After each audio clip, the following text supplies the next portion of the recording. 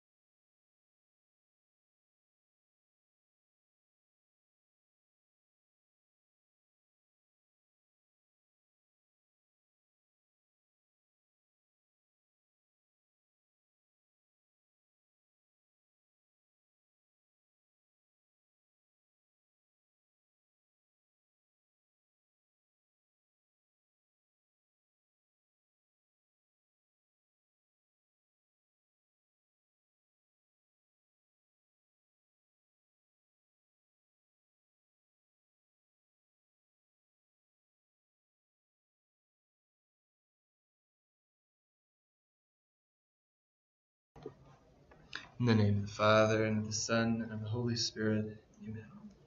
Hail Mary, full of grace, the Lord is with thee.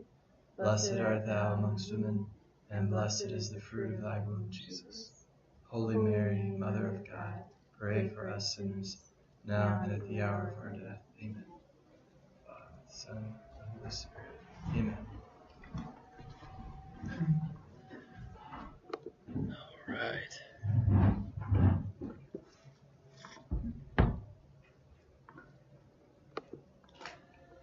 Now, last time we were focusing at the end on the kind of the interaction of the passions of daring and the other one, daring and fear.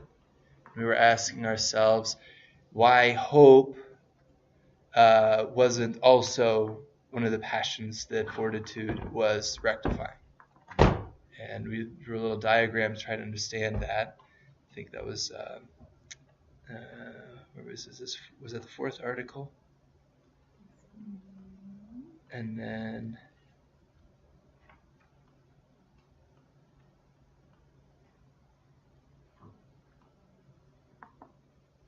no, maybe not. Still Article 3. Okay.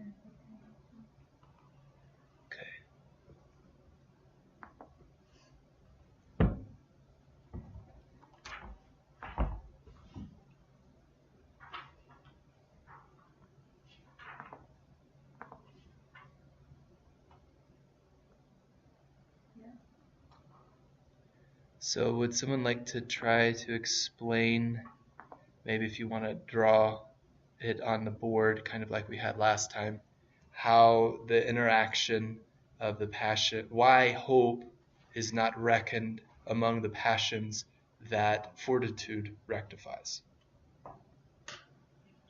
Okay, go for it, Catherine. Why hope is not. Let's see if can someone find the text of that objection? This where we would have stopped last time. So I think that this is. I think we're just on objection 3.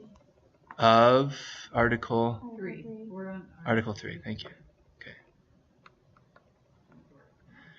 So should we reread it real quick and then have you can keep drawing. We'll reread it while she's drawing. Okay. Go ahead. Start. Objection 3. Further, not only daring, but also hope is opposed to fear, as stated above in the treatise on passions. Therefore, fortitude should not be about daring any more than about hope.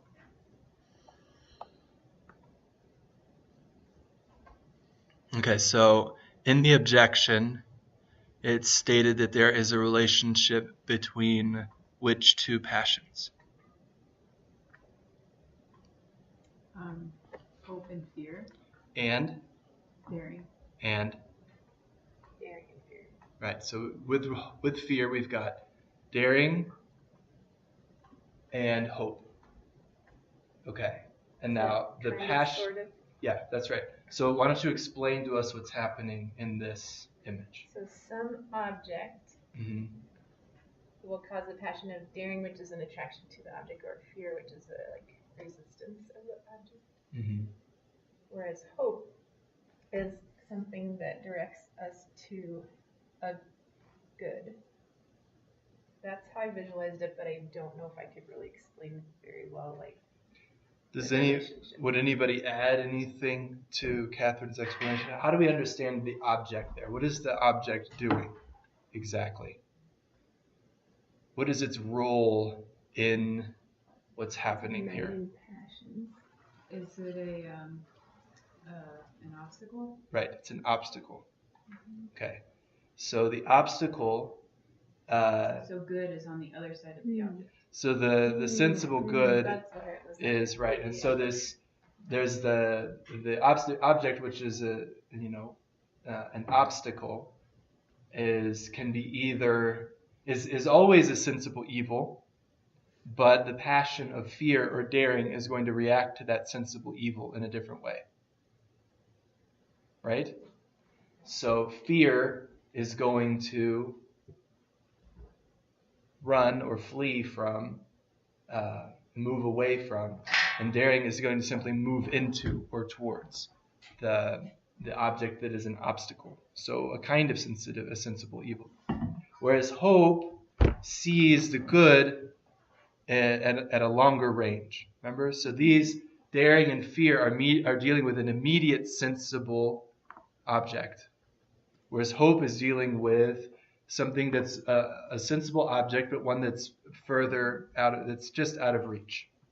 Whereas the object that can be of fear or daring is always within reach.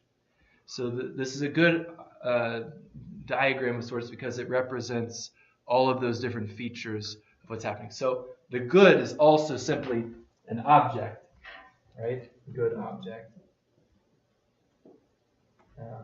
But it's at a longer range, whereas this object can be, and that's where, insofar as it's an obstacle, that's where we see that there is some kind of a continuation between hope and daring. There's some kind of like connaturality. They're similar in one respect, and it's that the only reason it could make sense to engage in daring behaviors is because there is some other good that's beyond it on the other side. Mm-hmm. Whereas somebody can simply be daring just because they like confrontation. It's like suddenly things get worked up. Well, I'm worked up too, and I'm just going to go into there, but there's no goal. It's like a bar fight. Mm-hmm. When a bar fight breaks out, and, people are just punching each other, and someone's like, I just want to punch somebody too. I mean, there's no intelligence here. There's no we're trying to accomplish something. It's just no, we're just entering into the fray, so to speak. So daring enters into the fray. Hope is, in this kind of hope that we're talking about as a passion, is still just fixed on a sensible good. So we're not talking about the good in and of itself yet. We're still talking about a sensible good here. So it's important when we're talking about the passions, because we have hope as a theological virtue, to remember that we're not just identifying those as the same thing. The passion of hope is not the same thing as that theological virtue. So I can be inspired to be hopeful to get through Francis Therez's class, because there's that pizza in the oven waiting for me on the other side. So it's a sensible good. I can confront the immediate evil, the immediate sensible evil. It's a stupid example, but you get the idea. I can be daring, SJI, the daring of SJI. It's okay, I'm sorry. All right. Need to go get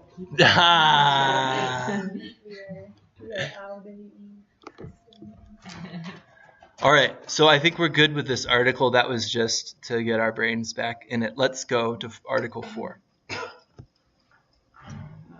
Any questions about that? Anything that seems left untied or unclear? I don't think so. Last time I wasn't clear on whether the object of daring and fear was always an evil, but I think you clarified that. It's an evil, but my reaction to it is different. I fight it or I run from it. And when I'm fighting it, it's not because it seems like it's a good. it's still an evil, but I want to take it out. Yeah, with Aaron, it's not like a good thing to be overcome. It's still an evil thing. Right. Good? Okay. Article 4. Bree, do you want to start us out? I'd love to. Excellent. Objection 1. Fourth article is whether fortitude is only about dangers of death. Objection 1. It seems that fortitude is not only about dangers of death. For Augustine says that fortitude is love bearing all things readily for the sake of the object beloved. And he says that fortitude is the love which dreads no hardship, not even death. Therefore, fortitude is not only about danger of death, but also about other afflictions. So, what would you say is the objection here? Put it in some other words. That shouldn't be too hard of a question. It should be pretty just simple kind of thought. That fortitude is not about dangers of death, because Not only about dangers of death. Not only about dangers of death, because it throws in some quotes that are indicating. Yeah, sure.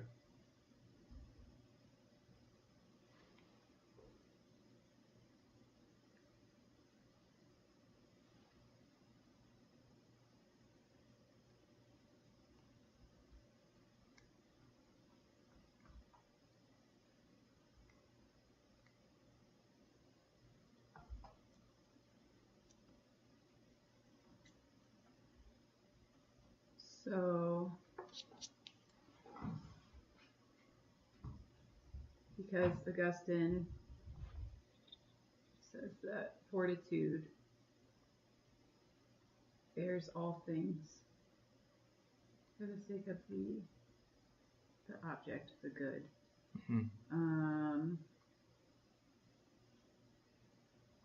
The love which dreads no hardship, not even death.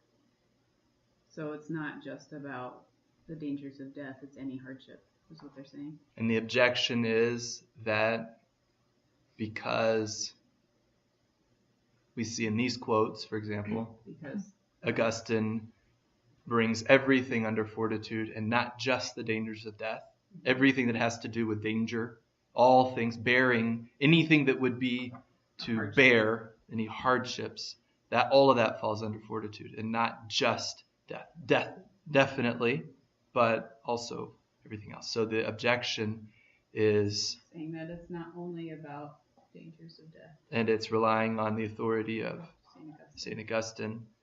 And is it just one? Oh, it's okay, two different quotes from Augustine. Got it. Okay, good. So let us then read the contrary, Regina. On the contrary. Andronicus says that fortitude is a virtue of the irascible faculty that is not easily deterred by the fear of death. Okay. So once again, that authority giving us just the precision about fortitude that death is definitely the object that with which fortitude is concerned. So let's read the I answer that. I answer that. Fear of death. Not death, but fear of death. As stated above, it belongs to the virtue of fortitude to guard the will against being withdrawn from the good of reason through fear of bodily evil. Now it behoves one to hold firmly the good of reason against every evil whatsoever, since no bodily good is equivalent to the good of the reason. Hence, fortitude of soul must be that which binds the will firmly to the good of reason in face of the greatest evils. Because he that stands firm against great things will in consequence stand firm against less things, but not conversely. Moreover, it belongs to the notion of virtue that it should regard something extreme, and the most fearful of all bodily evils is death, since it does away all bodily goods. Wherefore Augustine says that the soul is shaken by its fellow body, with fear of toil and pain, lest the body be stricken and harassed with fear of death, lest it be done away and destroyed. Therefore, the virtue of fortitude is about fear of dangers of death.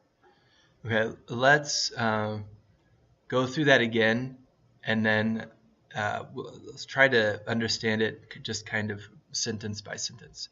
So if you don't mind rereading, just start there, first sentence. I answer that, as stated above, it belongs to the virtue of fortitude to guard the will against being withdrawn from the good of reason through fear of bodily evil. Okay, put that in your own words. What is happening in a human life that fortitude intervenes? It's guarding against going, skirting you from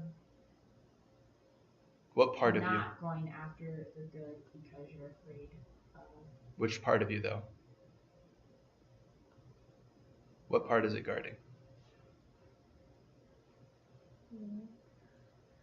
The will, right? So more specifically, it's a guard to the will, because the will might move away from its object because of Fear of bodily evil. Okay. So, good. So that's first sentence. Seems pretty straightforward. Next sentence. Now it behoves one to hold firmly the good of reason against every evil whatsoever, since no bodily good is equivalent to the good of the reason. Okay, let's try to understand. Catherine, why don't you take a shot at that one?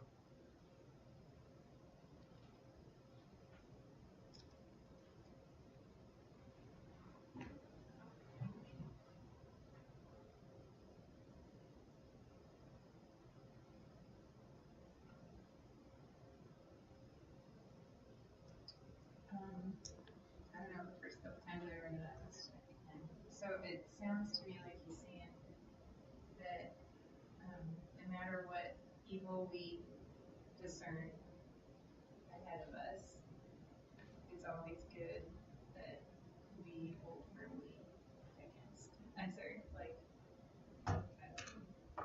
So you're on the right track. What kind of evil? Bodily Okay, good. harm.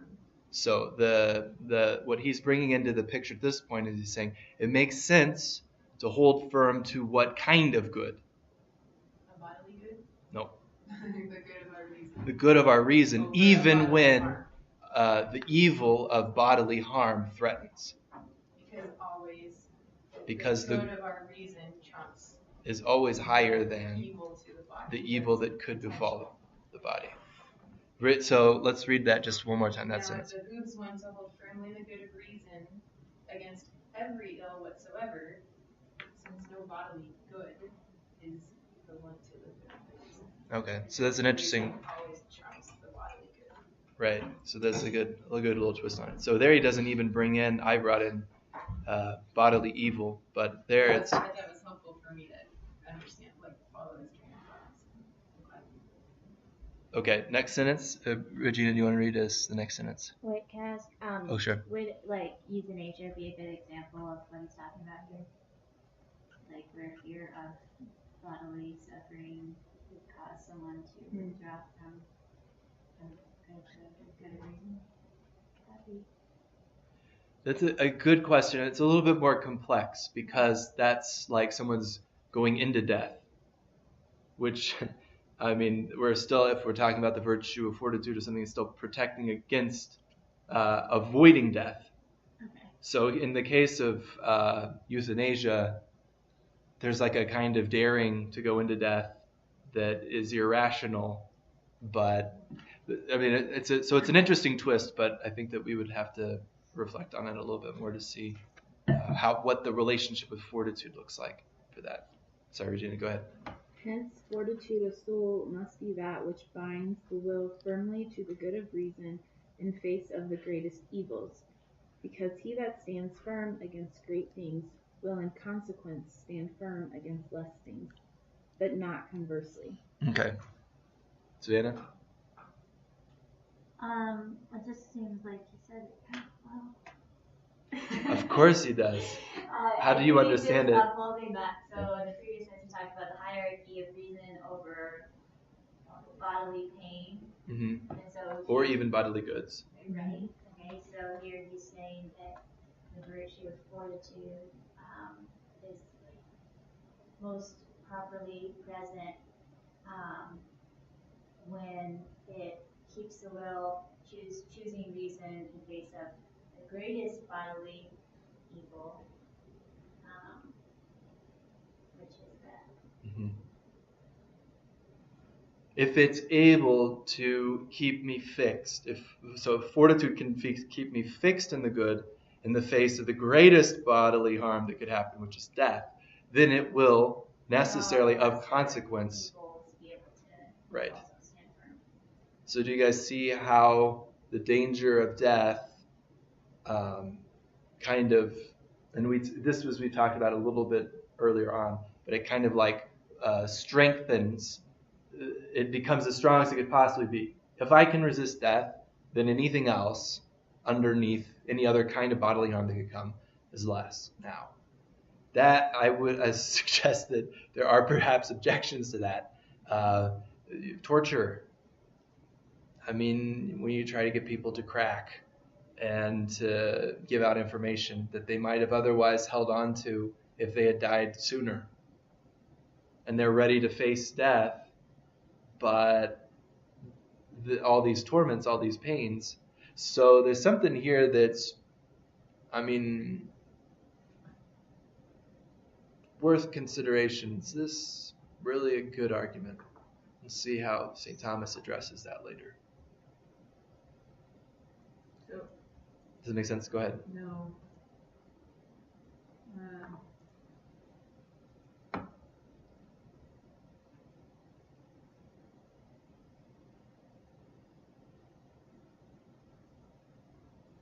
Does it seem to you like he's saying something a little bit different? No, I just didn't fully understand what you said. Yeah, are you saying because he's embracing death that No. he can stand all the tortures in? I brought in the point about torture that is unrelated to what he talks about here. But he's saying that, if there's a hierarchy of bodily evils, like here is I bumped my head. Here's like toothache. Here is like broken femur. And then up here is the childbirth. And then way up here is death, right? Okay. Then, so if I'm looking at fortitude, which bodily evil does fortitude need to be able to deal with? Well, it's this one, death. The kind that could cause death. Because if I can resist this, if I can still hang on to the good in face of this evil, death, which is the ultimate one that could happen to the body, then of necessity, all these others I will be able to tolerate as well. And I just brought up, unrelated to this article, the question of torture, where just short of death, there's poking and prodding and things like that, that if it went on long enough, the thought is even if somebody held out for a while, they would eventually succumb and give in. So what does fortitude have to say about torture? I mean, they train people to deal with, but a lot of that then becomes more about physical kind of mental strength than about the good. Or should we understand something about fortitude here even deeper with, the fortitude of Christ, for example? Certainly he was tortured. Certainly there's been saints who have been tortured also. Not just like, I believe in Jesus. Okay, well, they didn't have to endure too long. So, Father, is he saying that? I invented this. A little bit. Most of this was my invention. Well, can I use my phone Yeah. for my question? Yeah. Is he saying that, because it sounds like in the first objection, it's saying fortitude helps us with like all of these things, right? Right. Okay, so is what he's saying though, fortitude, I mean, it sounds like he's kind of saying the same thing just a little bit differently, like fortitude would help us with this if we ever faced it, when we face it. But because it helps us with this, it also necessarily helps us with all of those. Fortitude has to be like ready to face the greatest possible evil. Right. But the objection And maintain the is good. it seems that fortitude is not only about Right.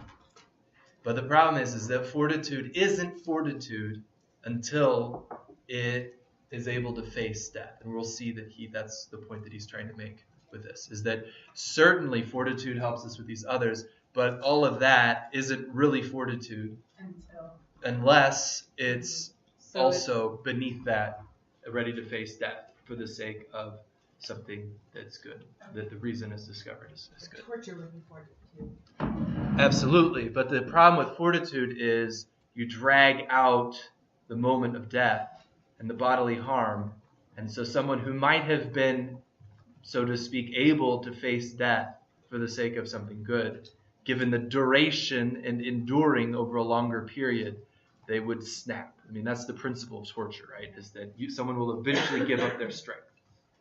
Even if they've held on for so long, it's like eventually they'll give it. So the argument here would be someone who is truly, this virtue of fortitude is ready to face all torments. So that's why there's this martyrdom thing that comes in. But, okay, help that a little bit more. Okay, let's move on. Next sentence here. Moreover, it belongs to the notion of virtue that it should regard something extreme, and the most fearful of all bodily evils is death, since it does away all bodily goods. Okay, that's pretty straightforward. Does anybody need an explanation of that sentence? Does that make sense? That's basically what we just said. Mm-hmm. Yeah, that's what we were just talking about. So,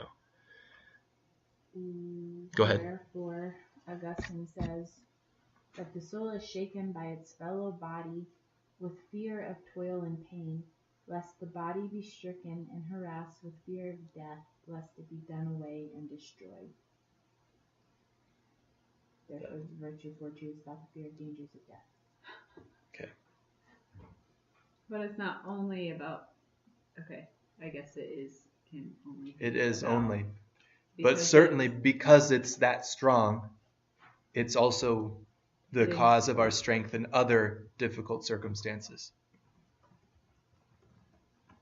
So then that is telling me that it's not only. It's only about the dangers of death when death is the ultimate. Fortitude sees death and is not and will not let go. And the other strength, willpower, whatever that's below fortitude, that virtue, is not, maybe, I'd be willing to miss one night of sleep, but I'm not going to die for this thing. Okay. Also, fortitude's not involved in the same way. Would that help build fortitude? What helps to build fortitude is the first and foremost the discernment of the good according to reason. That has to be it, because that's where the virtue has its power. It doesn't have its strength from just progressively resisting. It's like we talked about earlier, it's not just about building up your muscles, ladies. Not just about building up your muscles. But the spiritual strength is having that clear vision, knowing what's good, and knowing that if I were to deviate from that, it would cause my unhappiness necessarily, or the unhappiness of people that I love and I cherish, whatever. So the value of adhering to that good, then I guess I didn't really want to die, but I'm not gonna walk away from this. So that's not a physical strength; it's spiritual strength. Okay. But go ahead. Physical, building your muscles or whatever, being pushing through that, those kind of things, though, even though indirectly would help you build fortitude, right? Doesn't it in a also scenario where you were trying to like if you can be disciplined in your life about those things, wouldn't you be more likely to have fortitude if you were actually facing it? The problem here is the likelihood. Certainly on the side of disposition, yeah, I mean, strength, it goes together. It's not like, well, yeah, I mean, it could be a disposition. But if there's never reason that's there discerning what is truly worth dying for in terms of a good, then you don't really acquire the virtue of fortitude. Because right up here he says, because he that stands firm against great things will stand firm against less things, but not conversely. Right. Mm-hmm. So even if we're like building our muscles of courage in the sense that if we're not ultimately discerning the good, like Right. it doesn't matter how many times we practice courage or whatever. Yeah, it's But the like, big joke, like when sometimes you see it on, these comedies or whatever, where it's like the big muscle man guy who, like, at the first sign of like distress or something, he just takes off and he runs. It's like, well, wait, you were the strongest guy here. Where are you going? I will say, I watched a documentary Mm-hmm. on like these bodybuilders, and they're like very sensitive, weak. But I think it's just important to see that what actually gives us interior strength is unrelated to the physical strength.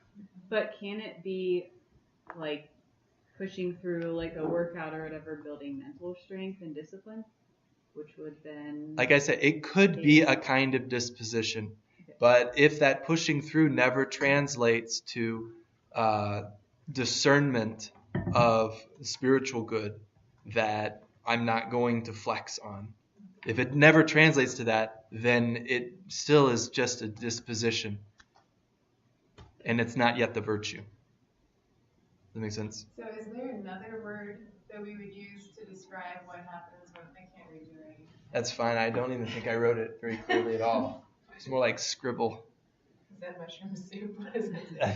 bumped head. Bumped Yeah. head, that's right. If I Uh-huh. deal with a bumped head, like with great, what would I call that? Not fortitude, but like, what's another word? If it's not, like, what are we talking about if we're not talking about fortitude when we're addressing like these lesser bodily evils? Is it courage? Is it spunk? It could just be patience. And it's all of those are connected to fortitude. But what gives fortitude its character is the danger of death and of the ultimate bodily harm. So we wouldn't know if No, that's why virtue it's of like, fortitude is having a trickle down effect on our other virtues, helping my patients be more strong or whatever. Like it's just like a really abstract concept that we're talking about, right? Like, I mean, it is and it isn't. It isn't insofar as, like, are you willing to die for what you've discovered to be true and good? so Right. So that's what's going. That's what happens.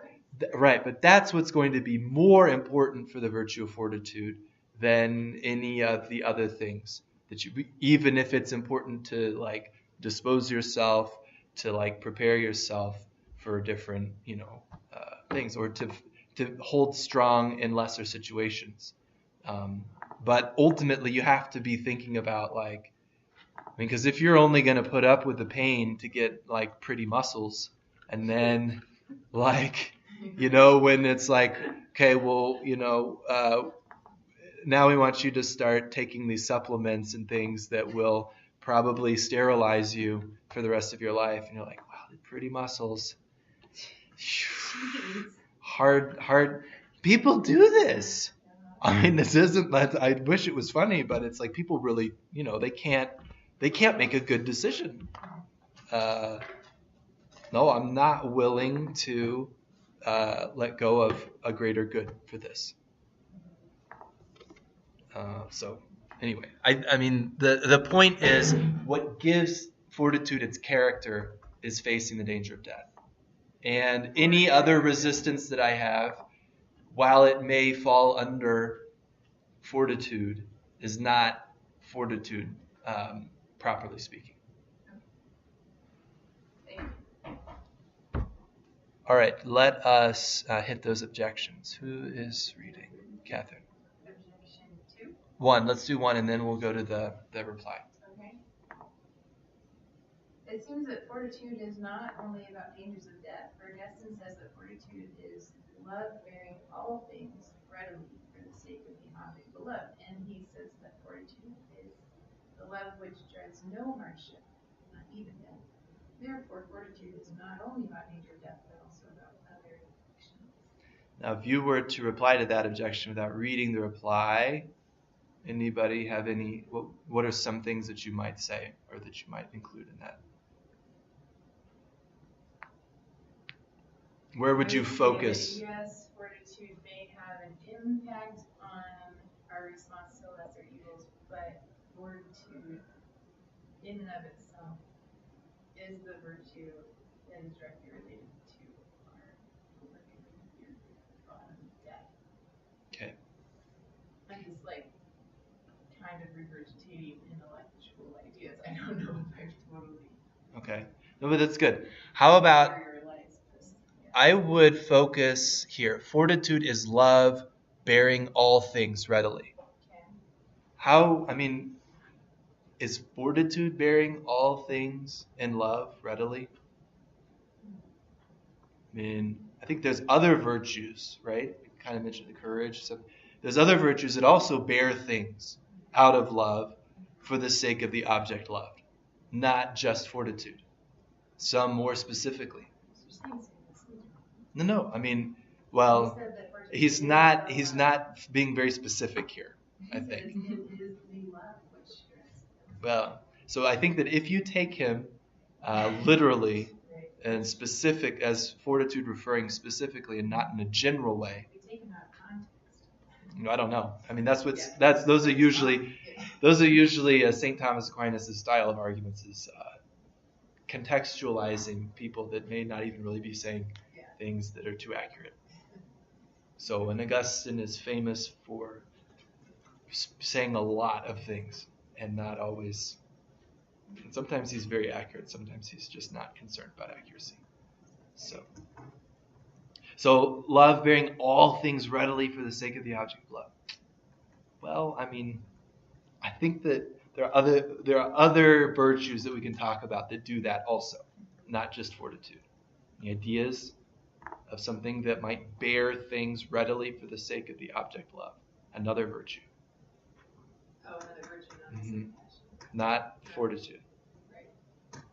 Patience, absolutely patience. Aren't all of the virtues kind of done out of love? Absolutely. Like, I don't Mm-hmm. think any of them, I don't see what you do any of them if there wasn't some kind of love. That's right. That's absolutely right.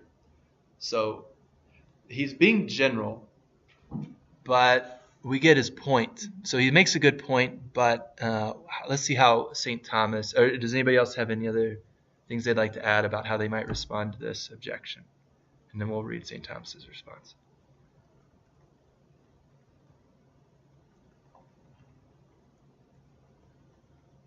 I wasn't sure if you were about to say something. Sorry. Describes there. Yeah. Fortitude behaves well in bearing all manner of adversity, yet man is not reckoned brave simply through bearing any kind of adversity, only through bearing well even the greatest evils. While through bearing others, he is said to be brave in circumstances. Okay. So it's basically what we said. Probably not as specifically as we said it. We brought in patience. But in a restricted sense versus this true bravery. There was that, it was, I hesitate bringing it up, but it's, there was people that called poor Bruce Jenner brave for becoming Caitlyn Jenner. And people who were saying, well, it doesn't really seem like he lost his life on the battlefield, upholding some kind of, freedom or these great values. So brave in a restricted sense. I think that would be more accurate. So let's look at objection 2, unless anybody wants to say something else about that objection.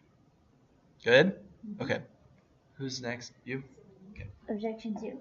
Further, all the passions of the soul need to be reduced to a mean by some virtue. Now there is no other virtue reducing fears to a mean. Therefore, fortitude is not only about fear of death, but also about other fears. All right, let's see if we can understand that objection. Who thinks they've got an idea of what that objection is talking about?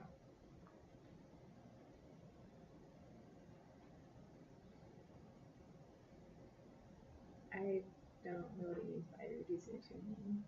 Okay, so Did we talk about this before? we have in other ways, but we'll put it one more time. So,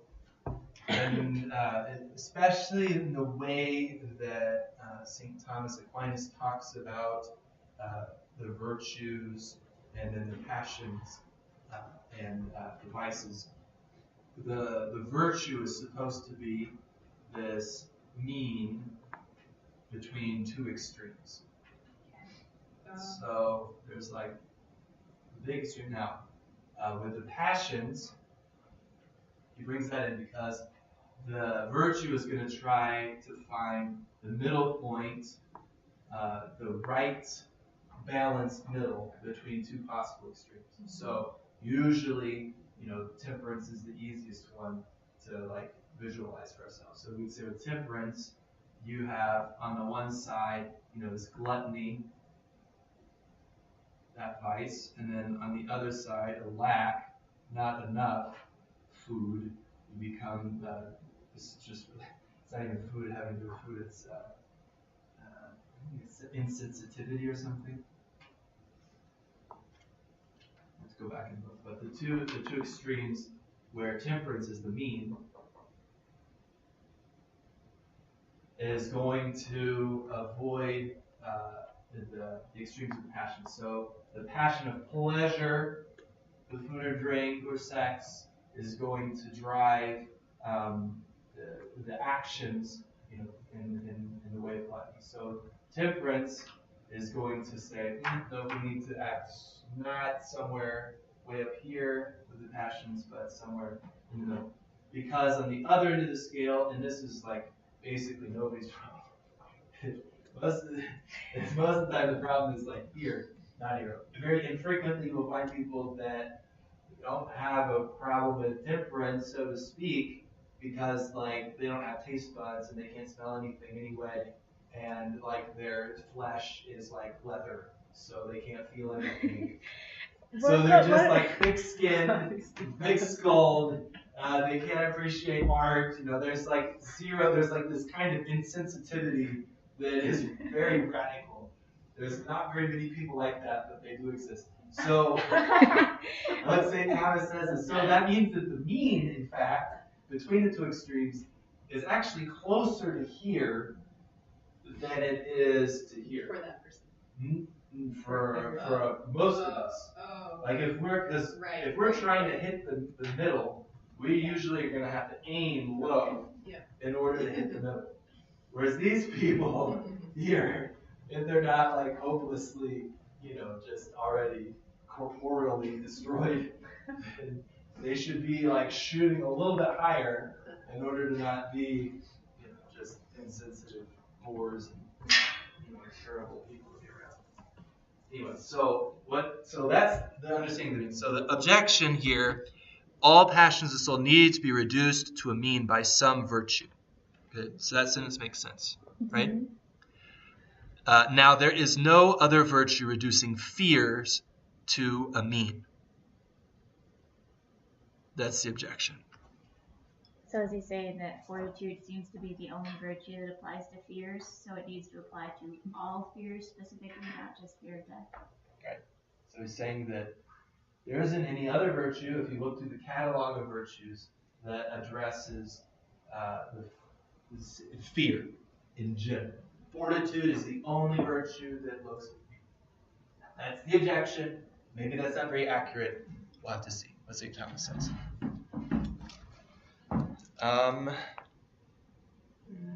Therefore, fortitude is not only about fear of death, but also about other fears. Now, if you were going to respond without having looked yet too much at the response, which I know It's very tempting, of course, at this point. What could it possibly be? Any ideas of what, how you would respond, or what areas you would focus on to try to respond to this question or to this objection?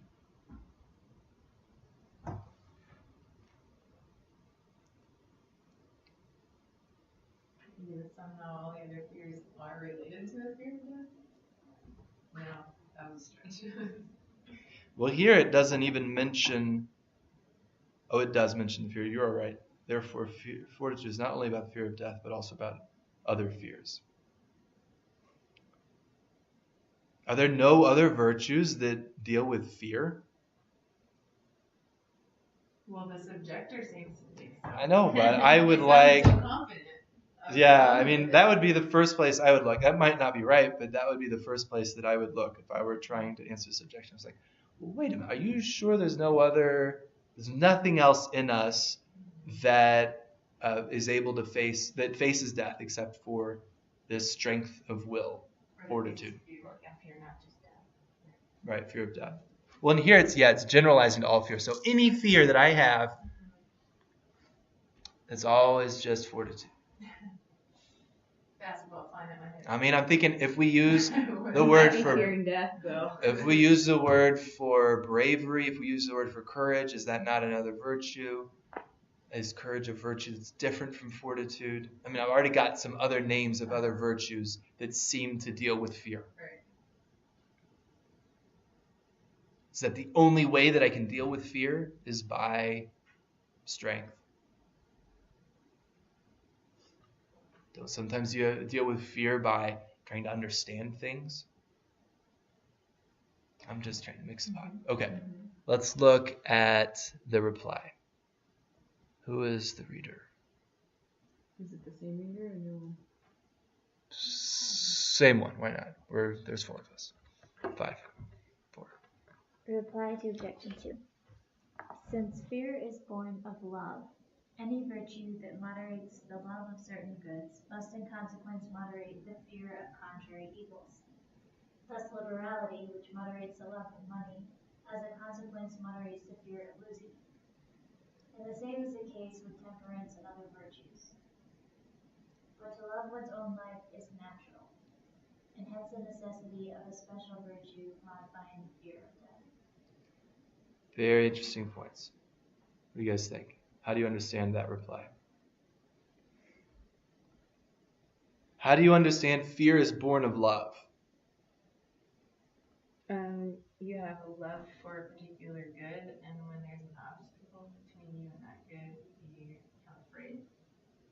You could, right? Yeah. Mm-hmm. So if there wasn't a risk of something bad happening, right, where would fear come from? So there's a good, now there's a risk or there's an obstacle or something that's, okay, so there has to be a kind of love in order for fear to appear. Sensible love. Okay, any virtue that moderates the love of certain goods must in consequence moderate the fear of contrary evils. Does that make sense? Mm-hmm. Let's see if could anybody put that in other words?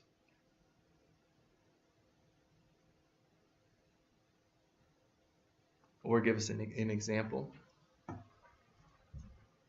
I mean, like, I need temperance because of the love of Dave's Pizza. I could fear not having it. Very good. And Could be. so temperance would moderate that. Fear. Yes. Good. That's good. Good example. Does that make sense?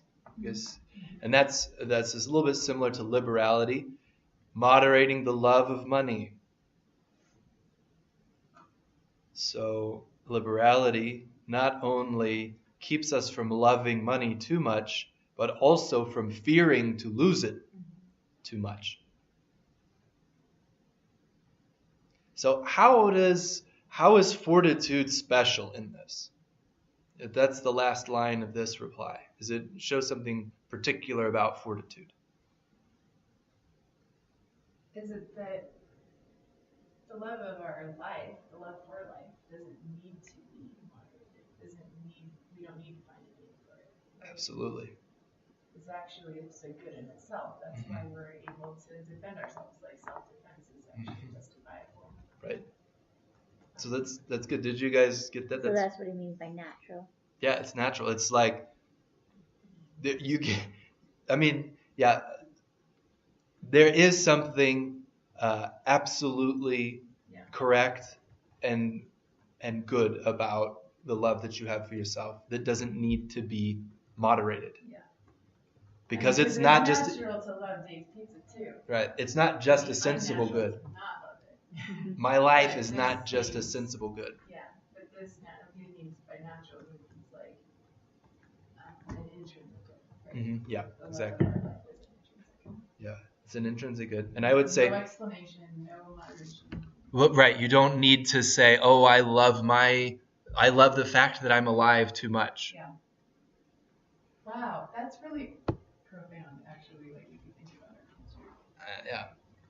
Now, what is my life for? Of course, that's where fortitude is going to get its strength and allow me then to forfeit, if necessary, clinging to staying alive, because there's a spiritual good that's higher. But it's not moderating a love for life. Like, I can hate my life now so that I can die more easily. The problem of assisted suicide.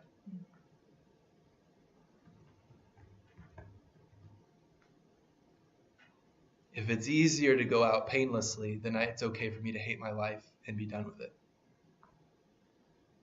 Whereas fortitude, no, it sees that there is necessarily something intrinsically good about my life. So even the martyrs, if they were just like, I'm ready to be done with my life, so I'm going to go try to be a martyr. I mean, there were like ways of becoming martyrs. The church had to be like, okay, we don't want anybody throwing themselves needlessly or heedlessly, it's a better word, and this kind of misplaced daring into martyrdom. It's not what we're not asking you to do that. Don't throw caution to the wind, because your life is good. It was a gift from God. So I think that's a really good point, Catherine. You put it really well. So, anything else on that objection? All right, let us hit objection number 3. Further, no virtue is about extremes, but fear of death is about an extreme, since it is the greatest of fears, as stated. Therefore, the virtue of fortitude. Is that the right place? Therefore, Yep. The virtue of fortitude is not about fear of death. Okay, so what's the objection here? This is just a technical objection. It's just saying that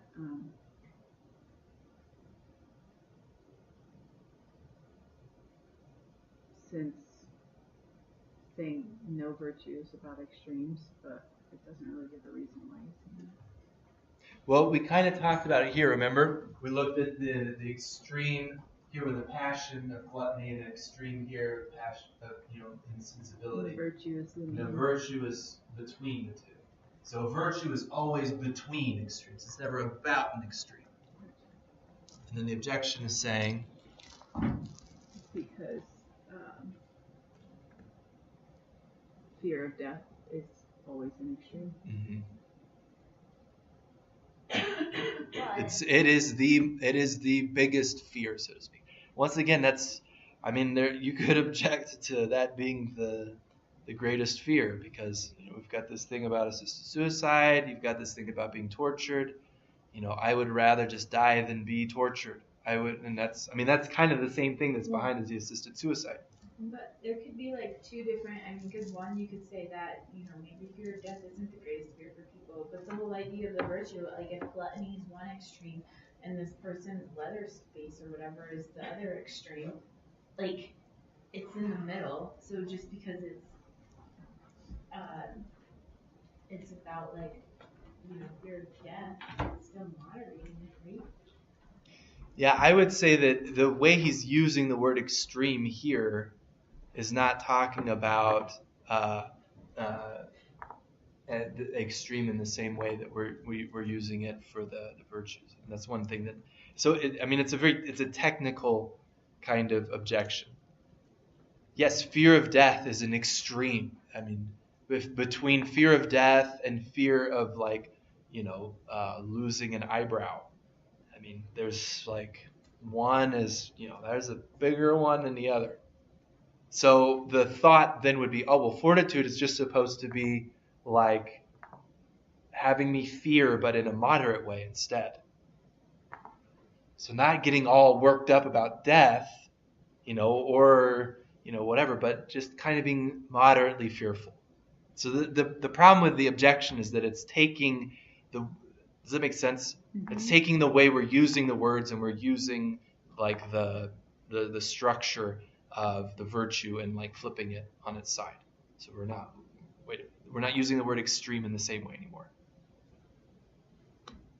Is there a balanced amount of fear that you could have that the virtue is supposed to be shooting for? The virtue is supposed to be helping me temper my fear. No, this is almost making it look more like temperance. But fortitude is not temperance. Fortitude is dealing with fear. It's not the same thing as finding a balance point between pleasure and pain. That's kind of what I get out of this objection, that what it's trying to set up. Okay, so let's see how. Reply to objection 3. In virtues, the extreme consists in exceeding right reason. Wherefore, to undergo the greatest dangers in accordance with reason is not contrary to virtue. Okay, that makes sense, as St. Thomas puts it more clearly than I did. So he's just saying the extreme. So, fear of death is not exceeding right reason. Right. That's not exceeding right reason because it's natural to love yourself, and so. Yeah, and in all of these, there's something about the fear that comes just as a passion, whereas temperance is saying, okay, we have to, it's about pleasure, let's take it down a notch. Fear is, if it's about death, the extremes that the virtues are dealing with, he says, consist in exceeding right reason. Would it be right to avoid the fear of death? Or to avoid death because I'm afraid of it? Just because I'm afraid of it? No. I mean, it depends on reason. I have to see if it's right for me to die in this circumstance or not. Great. Any questions on that? Once again, we have some interesting potential discussion questions, even though I won't be here on Friday. We're really doing well. We'll get there. We're good. If you wanted to put it another time. I forgot all about metaphysics, so I don't know if that conversation is going to happen anymore. We'll look at that. I do think it would be interesting the next time we have our discussion group, though, to look at the question maybe of how fortitude and euthanasia and the question of torture are kind of interrelated. And so if you want to look through some of these other questions and articles to see if there's one that might help us understand that a little bit better, that could be an interesting thing. Very good. Let us pray.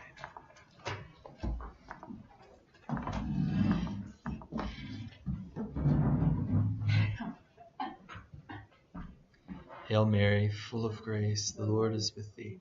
Blessed art thou amongst women, and blessed is the fruit of thy womb, Jesus. Holy Mary, Mother of God, pray for us sinners, now and at the hour of our death. Amen. Thanks. Just one quick question. Would people rather